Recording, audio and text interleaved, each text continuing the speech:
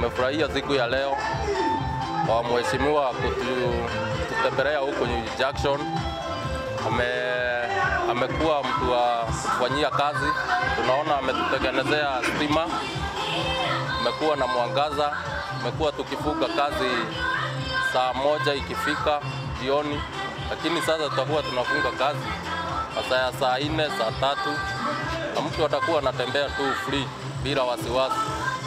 Biashara itakuwa mzuri juu kuko na wengine wanakuaga wakitaka yani kuendelea na hiyo masaa, lakini wakashindwa na kukua kuna giza, lakini kukiwa na mataa kutakuwa vizuri, watakuwa ataendelea hiyo masaa.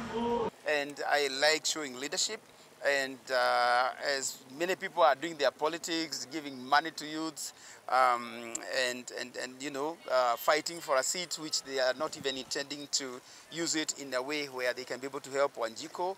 So my idea is how I can be able to empower Wanjiko so that going forward it's not just about elections. Kenya will be here after 9th of August. These people will still be here after 9th of August. What is very, very important is to ensure that these people have got their livelihood intact and they can go on with their lives as we economically empower them to be able to help themselves in future, not just now.